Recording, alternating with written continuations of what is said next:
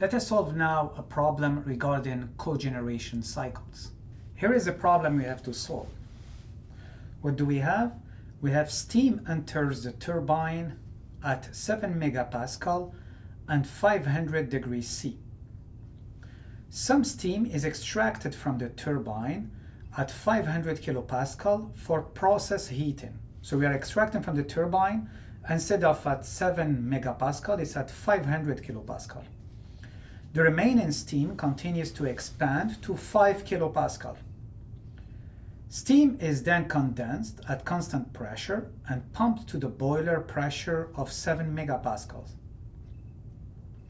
Now, at times of high demand for process heat, some steam leaving the boiler is throttled to 500 kilopascal and is routed to the process heater, meaning that now we go to the main line out of the boiler and redirect some steam towards our process heater. The extraction fractions are adjusted so that steam leaves the process heater as a saturated liquid at 500 kilopascal. It is subsequently pumped to 7 megapascal. The mass flow rate of steam through the boiler is 15 kilograms per second. Disregarding any pressure drops and heat losses in the piping and assuming the turbine and the pump to be isentropic, we have to determine the following things. 1. The maximal rate at which process heat can be supplied, okay? Meaning that here we will give everything to the process heat. B, the power produced and the utilization factor when no process heat is supplied. Here this is a bit tricky because since there is no process heat, so therefore your utilization factor will be mostly the same, having the same definition as your standard thermal efficiency. And C, the rate of process heat supply when 10% of the steam is extracted before it enters the turbine and 70% of the steam is extracted from the turbine at 500 kilopascal for process heating. So the game now is just to write the first law of thermodynamics for all the conditions we need to solve. The first one is dealing with the maximal energy that we can provide to the process heater, okay? Meaning in this condition, we don't have work at all, okay? So,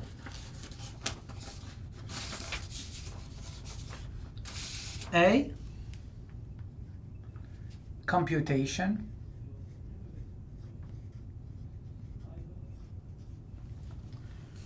of the maximum rate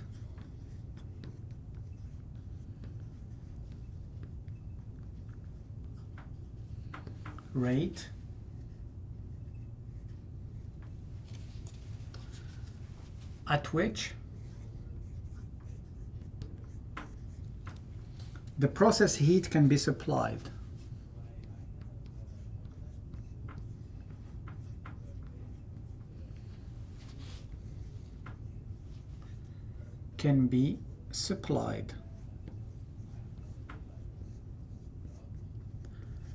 Okay, so here what we are doing, we are looking for Q dot P max.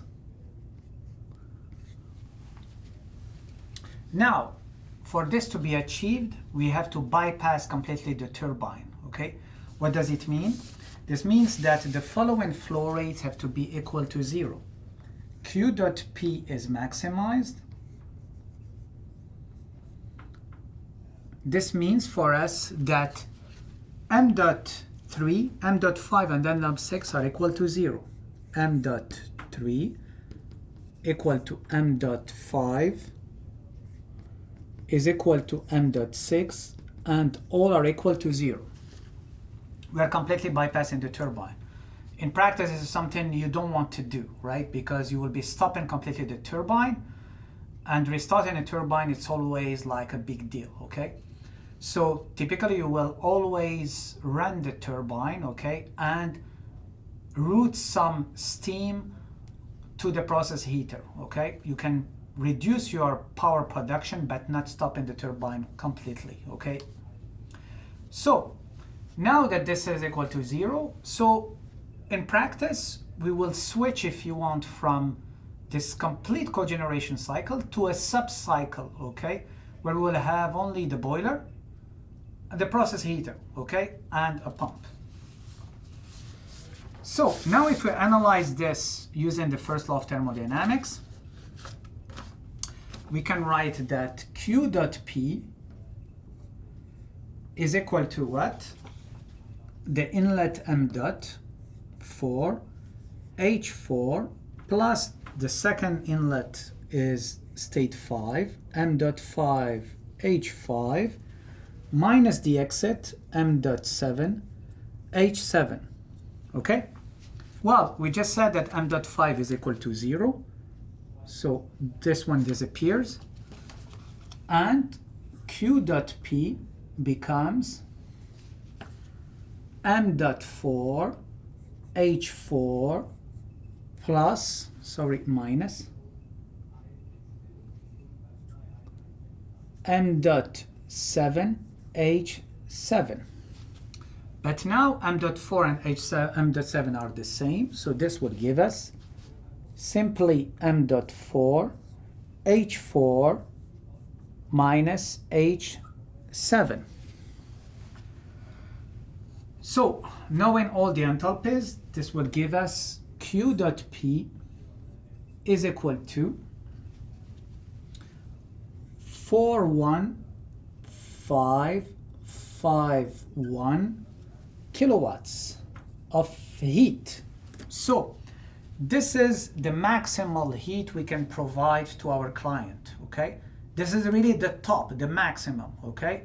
So we will never do it, okay, because we will never supply all the heat to the process heater, okay? We'll always have some of it used to generate work and some of it lost in the condenser. In the second part, we are asked to calculate the maximal power we can get from this cycle, meaning now that we will bypass completely the process heater and we will only use the energy that we are getting from the boiler to produce power. So basically what we are doing, we are turning our cogeneration cycle into a simple Rankine cycle. So B, power produced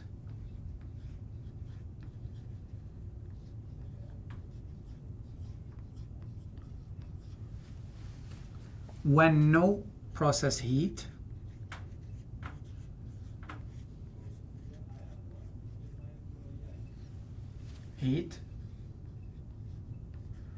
is supplied.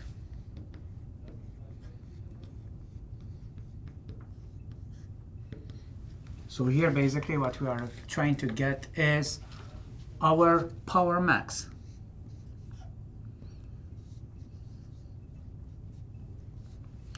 So for this to be done, we will have to bypass the process heater. And for this, we need to have, for our cycle, M dot 2 is equal to M dot 4 is equal to 0. And then we don't supply from the turbine. M dot 5 is also equal to 0. So M dot 4 is equal to M dot 2 is equal to 0. And also M dot 5 is equal to 0. So applying now the first law of thermodynamics through the turbine is equal to M dot 3 cross H3 minus H5, okay, plus, now that we extracted M dot 5, the remaining, which is M dot 3 minus M dot 5, cross H5 minus H6. But M dot 5 is equal to 0. So this one is equal to 0. And basically this will lead us to simple formulation. M dot 3 cross H3 minus H6. Knowing that under this configuration m dot 3 is equal to m dot 1, we are given m dot 1, so m dot 1 cross H3 minus H6. So a simple Rankine cycle. And this will give us a power. The turbine is equal to 20,076 kilowatts. Okay, obviously here we are also neglecting the work of the pump compared to the work of the turbine. Now, the second part, we are asked also to calculate the utilization factor. Here under the specific conditions where we don't have any process heat supply, so basically the definition of the utilization factor and the definition of the thermal efficiency is the same, okay? So we have our utilization factor is equal to the power net plus Q dot P over Q dot N, okay? But here in this part, this is 0. So you can easily see now the definition of the thermal efficiency. With Q dot N is equal to, this is the heat, the boiler, is equal to m dot 1 cross H1 minus H11, okay? And this will give us, if we plug the numbers, 48,982 kilowatts of heat, and therefore given us an utilization factor of is equal to 41%. So we are using 41% of Qn to generate only power, okay, in the specific case. Now that we have investigated the extreme cases, in one case all the energy was given to the process heater, in the second case all the energy was given to the turbine, we can try to understand now and analyze a more realistic case where both the turbine and the process heater will be functional. So C, we have to calculate the rate of process heat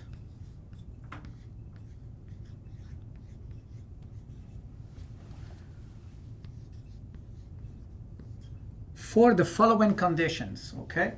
We have m dot 2 is equal 10% or 0.1 of the total flow rate, and m dot 5, the one that we are extracting from the turbine, is equal to 0.7 m dot 1.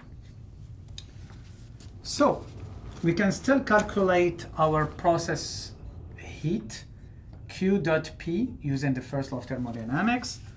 We did this, m dot 4 cross H4 plus m dot 5 cross H5 minus m dot 7 cross H7. The only difference now is that this m dot 5 is not equal to 0, as in part A, where this is what we have in terms of flow rates. M dot 4 is equal to m dot 2 is equal to 0.1 m dot 1, and therefore it's equal to 0.1 cross 15 kilograms per second, and this will give us 1.5 kilograms per second. And m dot 5 is equal to 0.7 m dot 1, 70% of m dot 1. It's equal to 0.7 cross 15, and this will give us 10.5 kilograms per second. The only one missing is m.7. m.7 will be equal to, it's m.4 plus m.5, the one that we computed here, and this will simply give us 12 kilograms per second. Okay? So now, if we replace the different flow rates with corresponding enthalpies, it's easy to calculate Q dot P. And in this case, Q dot P will be 26,184 kilowatts of heat. Okay? So, under the following conditions, with 0.1 m.1 and 0.7 m.1, this is the heat that we are providing to the process heater. Obviously, this value is lower than the one that we found in part A, okay? Because in part A, this was the maximal heat that we can provide to our client.